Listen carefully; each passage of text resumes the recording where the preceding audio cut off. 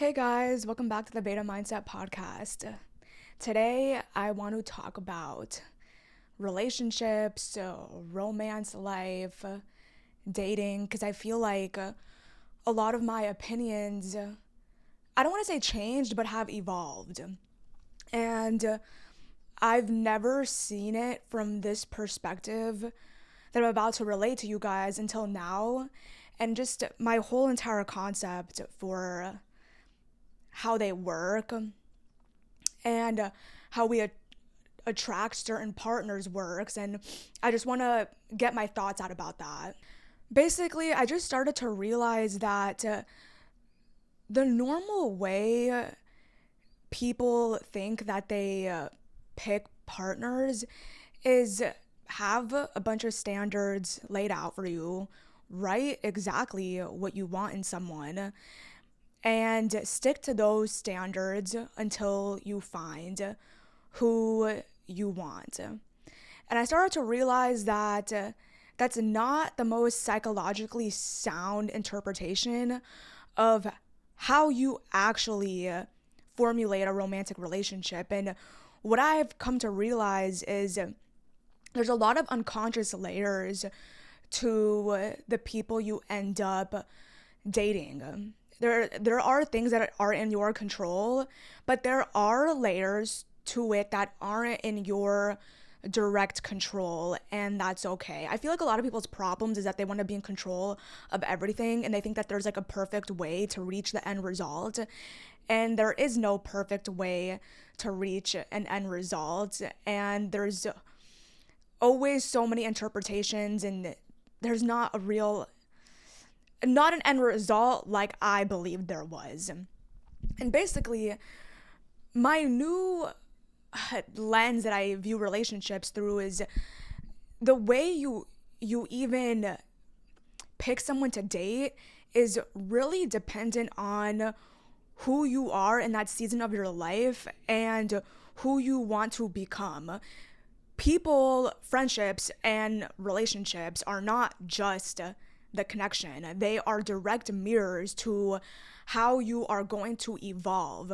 The way we pick people is dependent on who we are in that time in our lives and the attributes and traits and characteristics we want to take on. So the people you pick are a reflection of who you want to become in that time in your life. It's not just, oh, I want a guy or a girl that has all of these things. It's a lot deeper than that. For example, a while ago, a couple years back, the type of men that I wanted to date reflected a part of me that I wanted to experience. At that time in my life, I wanted to develop more characteristics related to being strong, powerful. I was in martial arts at the time. Like, I wanted more discipline. So the type of men I gravitated towards had those characteristics already. So I was unconsciously also choosing dating partners based upon the traits I wanted to evolve within myself. It's not simply just, oh, like, I want this, and this in a guy. It's like everything your mind focuses on is dependent on your identity and the evolvement of that identity. So whatever traits you are trying to heighten within yourself, your mind will locate potential partners based off of that. Let's say you're really shy and really quiet. Something that your unconscious mind will do is pick a partner that maybe is very outgoing or very funny and witty. And it could be because there's a part of you that wants to become like those character traits. You want to take on those character traits. So you will date someone who has those character traits because they are a reflection of where you want to go in life. who you want to become in that season of your life. And it's really interesting because people, I don't think, are noticing this. I don't think people consciously realize the ways they pick their partners, because it's not like a bullet point list of, oh, I want all of these things in a partner. I'm going to pick exactly someone who fits that bullet point list. There's a lot of, psychological factors that come into play. And when I realized this, it was really cool because I could see, like, as you evolve, the people you pick evolve, and not in just like a superficial, like, cliche way, like, oh yeah, you pick better partners. It's personality dynamics as well. As your character traits evolve and as the concept of you evolutionizes, like, the people you pick are going to mirror that evolvement. Who you want to become is going to be mirrored to you by the people you pick. Or at least that's what I've experienced with myself. Because like I said a couple years back, the type of person I wanted to become was very disciplined, strong, powerful. So I picked partners that exuded those traits. And I ended up becoming that version of me through that person. Relationships are not just a connection with someone, they are mirrors to your future self. And as time has gone by, there are different parts of me that I want to see more of. I've evolved from the mindset of, oh, I want to be powerful and strong and disciplined. Like, that's not the main identity I am searching to exude these days.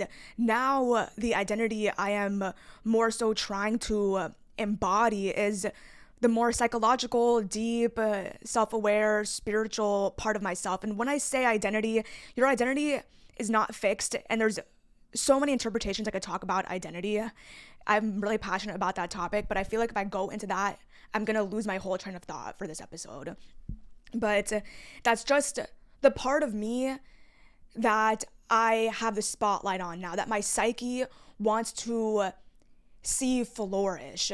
And in that way, the partners I'm unconsciously picking will mirror the version of me I want to become. I won't be so attracted to partners who are all about discipline, all about being strong, all about mental grit, because I have evolved past that version of me. I have experienced that version of me. I have experienced someone who added to that version of me. I have become that version of me through past relationships.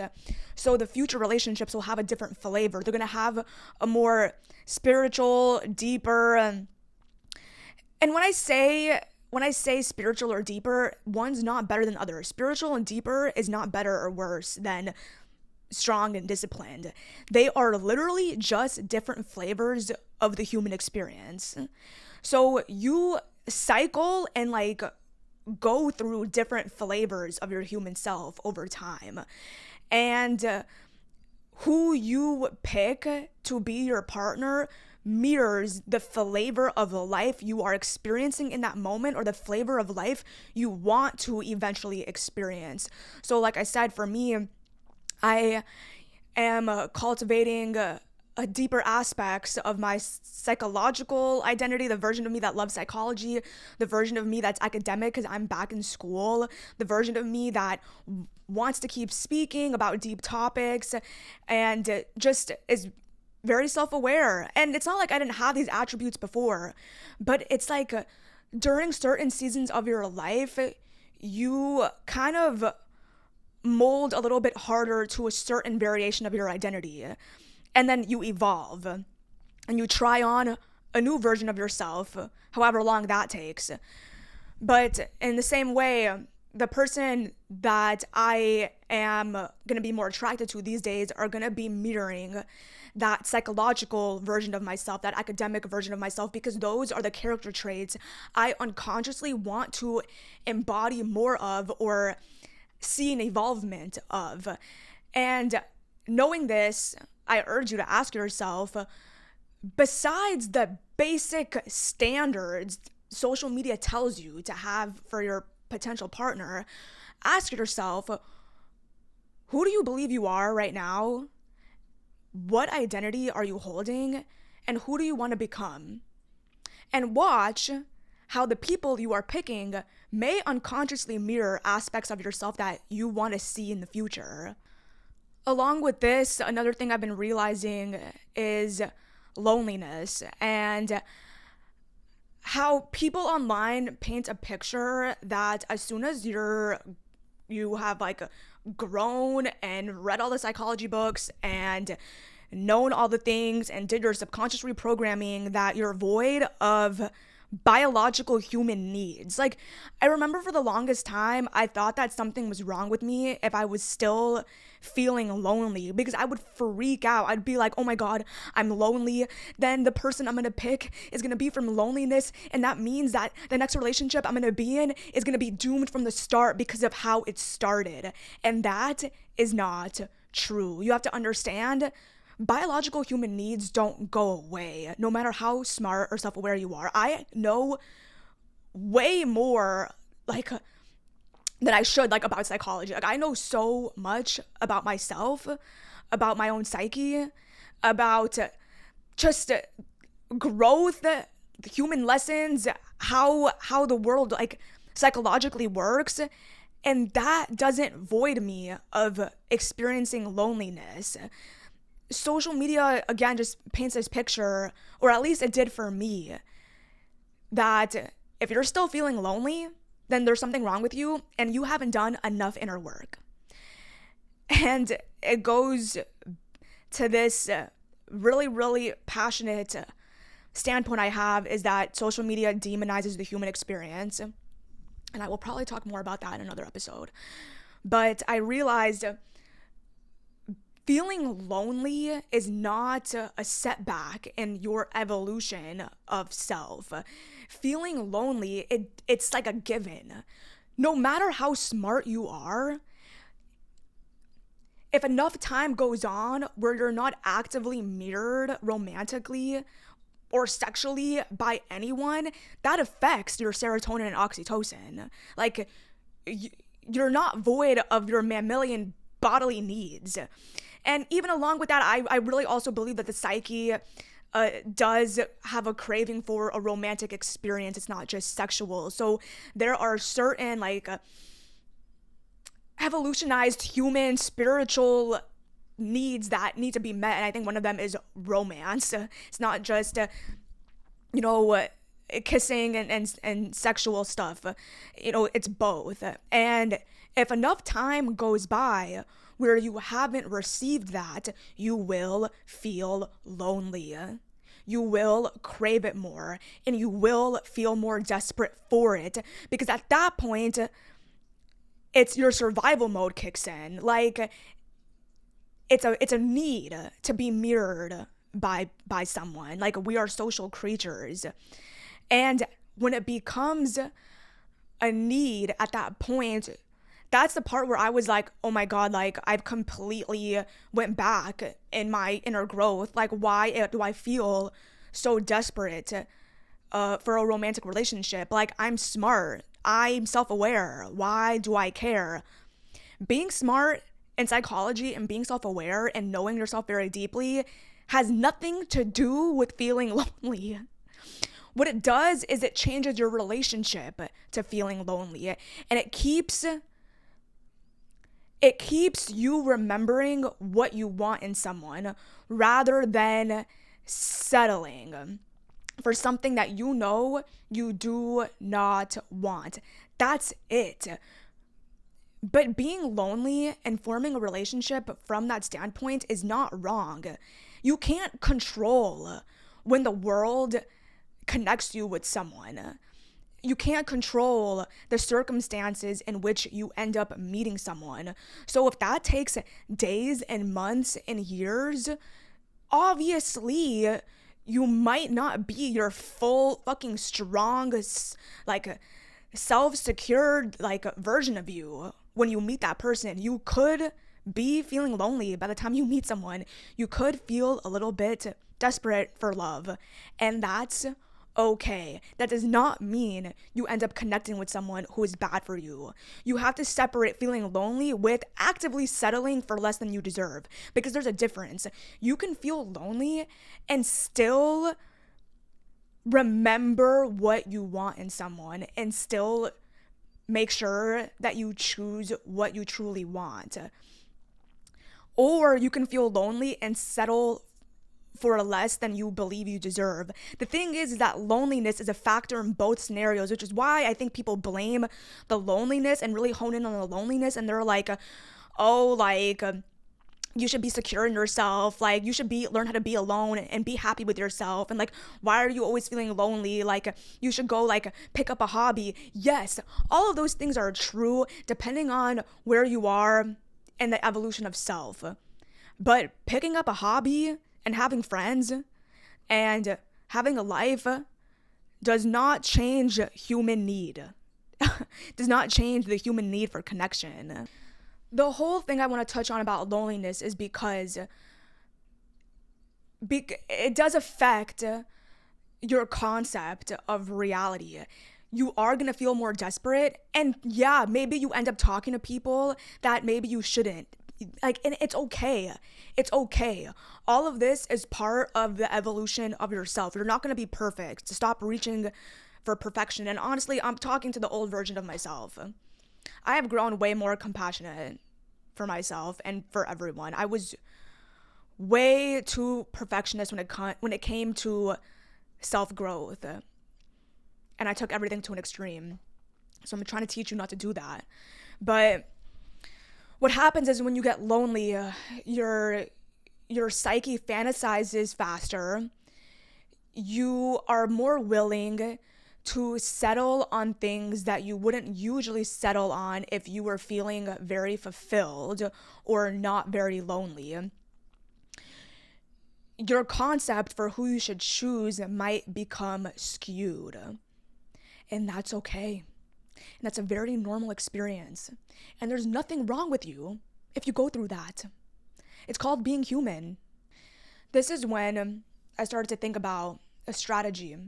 What can I do to not guarantee, but what can I do to give myself the best shot of still forming a romantic relationship with someone where I'm not settling for less than I deserve, even if I'm extremely lonely? What is going to increase my odds of making sure that I don't settle for less, that I don't pick someone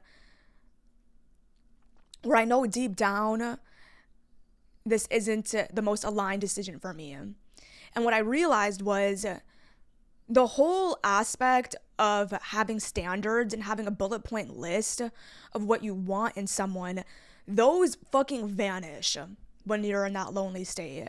When you're lonely and you're by yourself every day and life gets really hard and you wish you had a romantic interest, you wish you had someone that mirrored you back in that romantic way, you wish you had someone who was there for you in life, the standards that you have cultivated in your mind really start to dissipate, because it's a survival need. It's like your survival need for like companionship comes online, and survival doesn't care about your logical standards and your self-awareness. When you're lonely as fuck, crumbs feel filling. So what I realized, the best approach, or the better approach than just having a list of things you want in someone, is you have to tie it back to your identity. And the example I can give for myself is my passion. I have this podcast and I want to learn how to speak. I'm in school studying psychology, and all of these things are adding to my purpose that I feel like I have in this lifetime. Although I feel purpose can evolve. But I have a very clear picture right now about where I want my life to go. And it's very revolving around my podcast and my growth and psychological knowledge. That is who I identify as, and the future self I identify as. I see a lot of big things happening for me in my career. It's not just something I want, it's an expectation because I have connected that to my identity. And in that way, it is very hard for me to settle for anybody who is going to cause me a lot of psychological stress, who is also not passionate about something, who is very codependent on me, and who holds me back from my given passion in any way. Already, those things that I mentioned, they're not just standards I write on a sheet of paper. They are non-negotiable values and worldviews. They are non-negotiable ways that I want to live my life, and I will not let anyone get in the way of that. Because if I dated anybody that started fights with me all the time, had no given passion that they were chasing, something that I can resonate with them on that level of chasing something greater than us, if they wanted to be with me 24/7 and didn't let me breathe, if they were jealous all of the time, if they just had no concept of discipline and self-awareness, that those aren't just standards that I'm looking for in someone. Those are things that are actually going to set me back in my goals and who I want to become. And in that way, it doesn't matter how lonely I become. It's going to be very hard for me to pick anybody that would treat me any less than I deserve, because it's not just the relationship that it's affecting, it's my entire dream and the person I want to become that it's affecting. If you can tie your standards for a romantic relationship to your identity, not just I want this in a person, not just plain Jane standards. The standards need to be connected to your identity and who you want to become.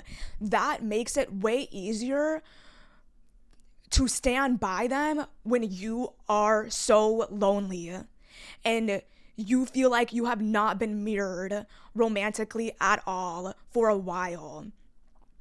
If you have something that you're cultivating greater than yourself, it's so much harder to choose anyone that's gonna be less than you deserve. And I'm just giving my personal life as an example.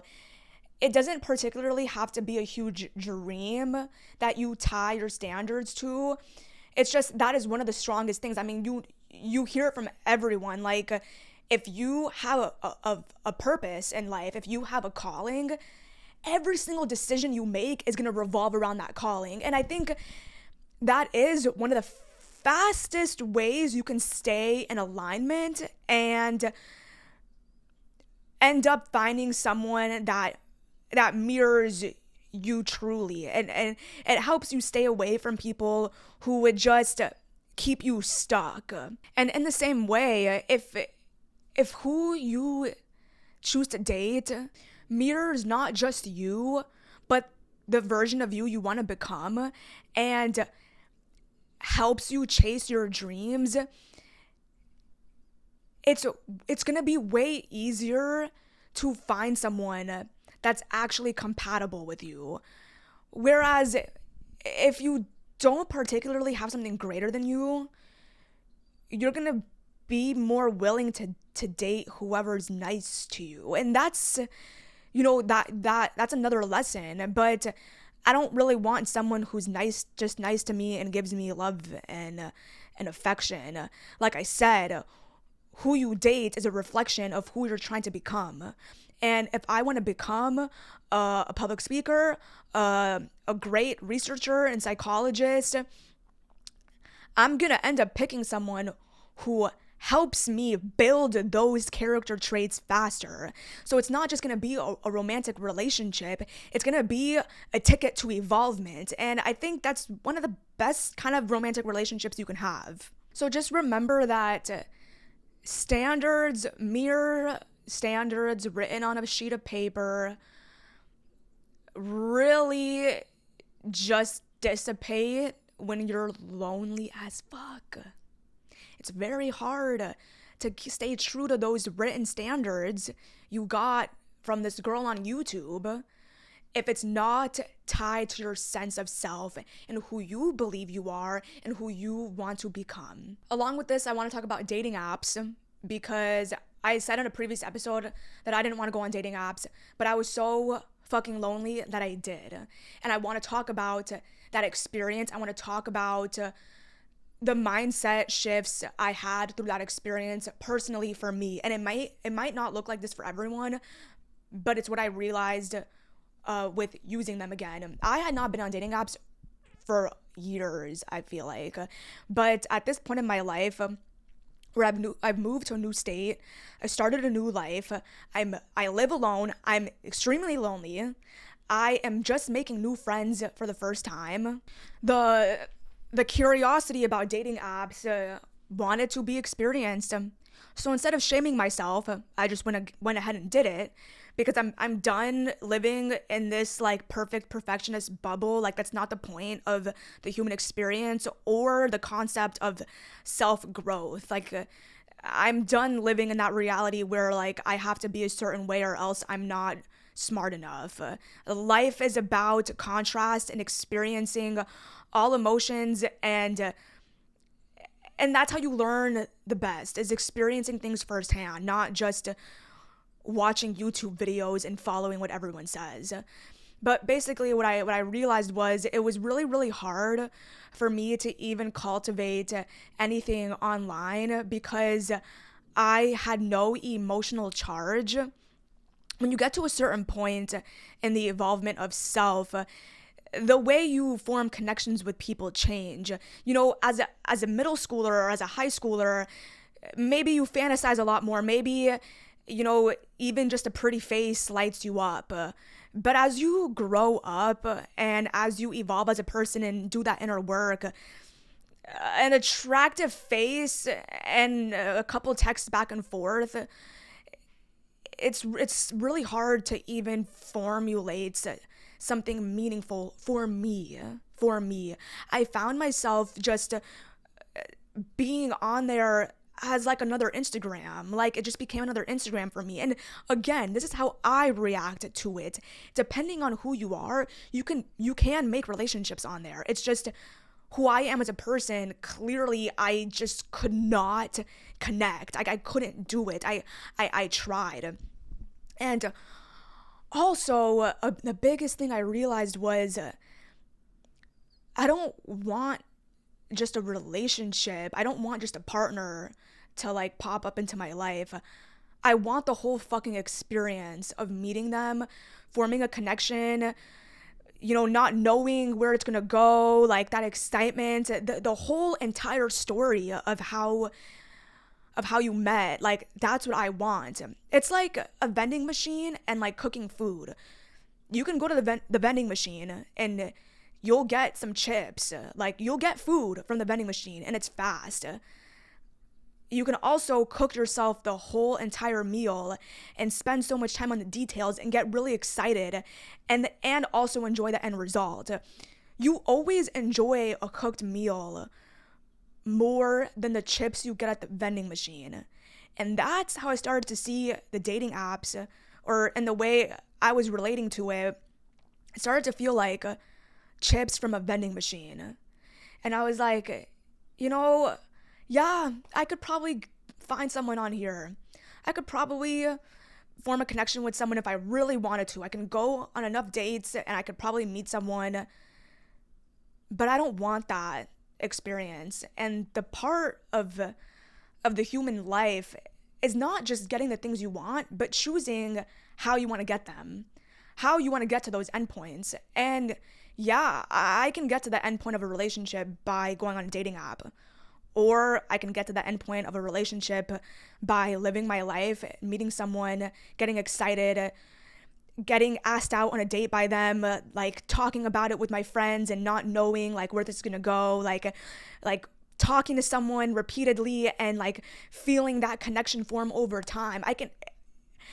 I get to choose which type of path ends up to the end result. And I realized that dating apps feel very flat for me right now in life.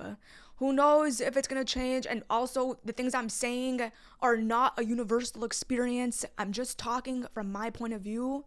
So if you use dating apps, there is nothing fucking wrong with that. Just pay attention to how you feel on them and what your intentions are. That's the most important thing you can do. But past that, don't shame yourself.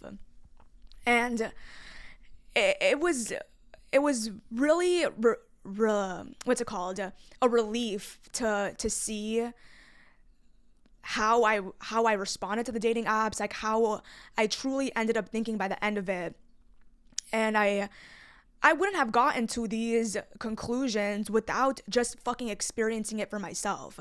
After being on it for enough times, like, I realized, I was like, ugh, like, this feels kind of flat. Like, I just feel like I'm texting a bunch of pretty faces. Like, I want in-person communication, but like, I'm also really busy with my life, and I don't really know if I want to go out of my way to hang out with someone and be like, we don't connect immediately. And those were the risks I wasn't willing to take. If you're willing to take them, then that's your fucking life, then go for it. But the cost and the benefits for me weren't adding up. We're but like in relation to where I am in my life. I'm very busy with school. I have this podcast I want to pour into. I have jujitsu and these hobbies that I want to grow in. And for me, I think I realized I'd rather meet someone organically while I'm in my life than constantly spend more time going out on dates to find the right match.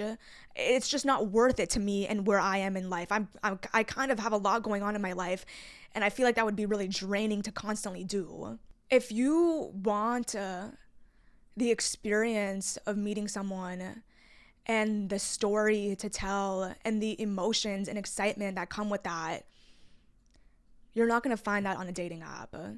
You're going to find that by living your life, making aligned decisions, staying open, and just enjoying people for how they come, and letting life and yourself write the story of your connection. It's really hard to do that in the artificial world. You're not going to get that type of experience in the artificial world, and that's just the reality. There's another aspect to this that I learned, and it made me realize why dating apps are so hard. And basically, it's because it's feeding on your fantasy, but your fantasies are collapsing more repetitively. It gets very like demoralizing or discouraging.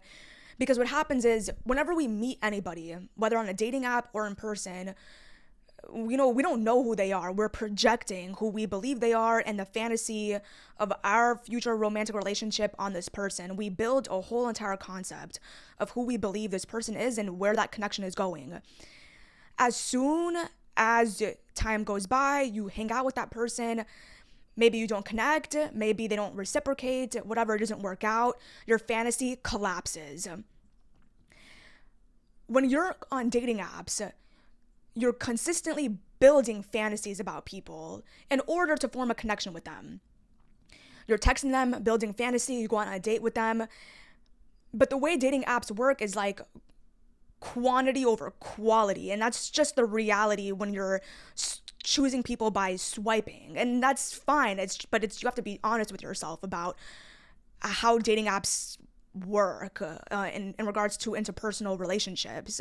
Not saying that it's impossible to find someone on there, but I'm just saying, like, I'm sure there's statistics on like how likely it is to meet someone meaningful very fast. But like I said, in dating apps, you are consistently building fantasies about people, and then you go on a date with them, doesn't work out, fantasy collapses. You do it again and again and again and again and again with the whole roster you have. Your fantasy collapses again and again and again. That is the painful part. That is why everybody feels drained by using dating apps or feels consistently rejected, because they are constantly putting themselves in scenarios where they're building fantasies of people, and the fantasies are consistently collapsing because it's a numbers game. You're not really knowing who you're talking to.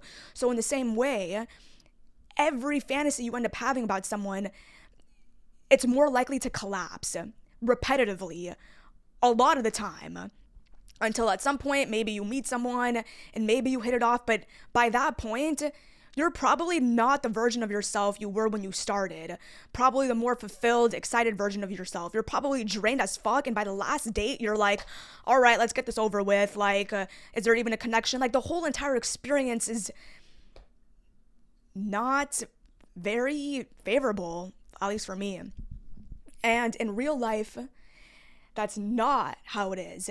Yes, you do encounter people that it didn't work out, that, you know, maybe they didn't feel the same way, or you guys went out on a date and just nothing was there. But the fantasies you develop for people in person are at a way slower rate, and the amount of times that they're collapsing is way lower.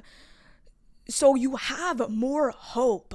You're not consistently drained all the time. You do form fantasies about people and you are meeting people in real life, but it's slower. So the rate in which your fantasies collapse are not nearly as much in the rate it is in dating apps. And I feel like overall that creates a healthier life, better emotional experiences, and you're less likely to be discouraged. You're less likely to feel that collapse of loneliness and rejection over and over and over and over again. It's an easier process in real life because maybe you go through 2 fantasies before you meet the third person and you're like, oh, I think there's something here, and that one evolves. In dating apps, you have like probably 10 fantasies collapse before you meet someone that may be relatively similar to you. And even then, is it even something you want, or is it something you're settling for? And that are the main realizations I had about dating apps. I also want to talk about the messy parts of relationships and breakups and stuff, because I had a friend going through it recently, and I was like, can I use this for my podcast? And like, I think he even wanted me to, so this one's for you. Relationships are mirrors. They are direct mirrors to the evolvement of the self. They have so many lessons and can push you to become a really, really amazing version of you. I don't view relationships anymore to be this perfect thing that I have to find, and like I want to get married, and yes, I do want all those things, but it's more nuanced than that for me now. I realize that relationships are a huge part of human evolution and in who you grow into, and each given person serves a new lesson, and you wouldn't have dated that person or have gone through those things if you weren't meant to experience it and evolve into the person that it's going to turn you into. Age doesn't have a lot to do with how smart you are in regards to who you pick. Like, it's really just about experience. And I think a big reason why I have a lot of experience in interpersonal relationships is because I have gone through a lot of connections. I've gone through several relationships. I started dating in like high school, and I guess a lot of people have too, but it's not just the experience, it's, are you reflecting on the experience? And I was trying to explain this to my friend because he's going through a lot of the things that I already went through when I was like 16 or 17. Not because if there's anything wrong with him, but because the unfolding of his life just didn't offer him those lessons. He was learning different lessons when I was learning those lessons. So now when we're in our 20s, if you haven't dated in high school, you're gonna experience, you don't skip lessons just because you're older. You're gonna probably go through similar lessons that everybody else went through when they were dating in high school.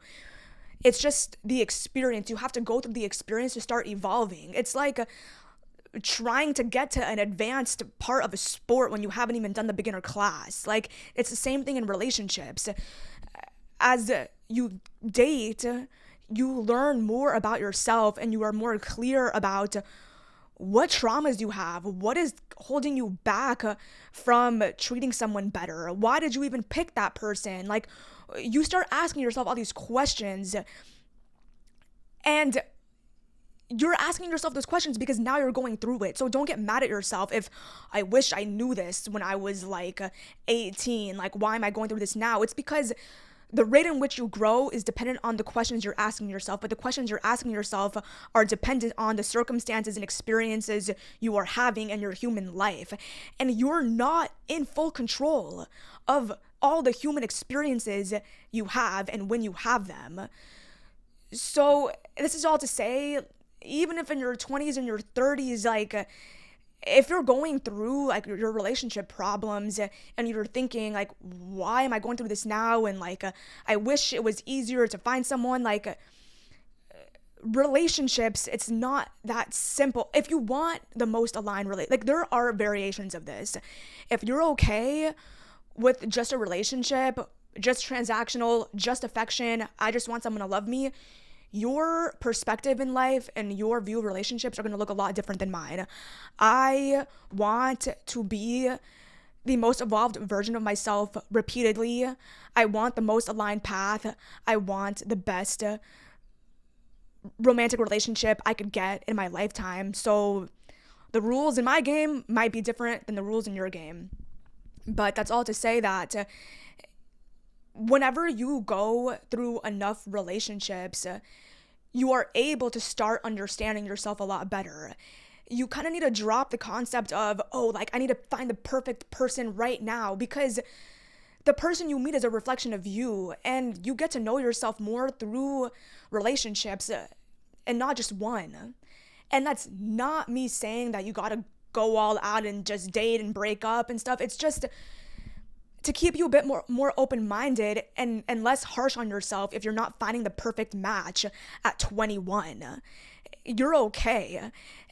And the biggest measurement of quality of relationship I can give you is know yourself very deeply. The deeper you know yourself, the higher quality of relationship. That is it. That doesn't mean your relationship's going to be perfect. That doesn't mean that you might marry them. I don't know what's going to happen. But the more you know yourself, the better chance you have of dating someone who's most aligned with you. Even then, maybe that relationship will run its course. Maybe that person will teach you new lessons and you will have to part ways. And that's just the human experience. And it's okay to go through breakups. It's okay that the relationship that you thought was going to be in your life forever didn't work out. That the person you thought you were going to marry just ended up not being the person you thought they were.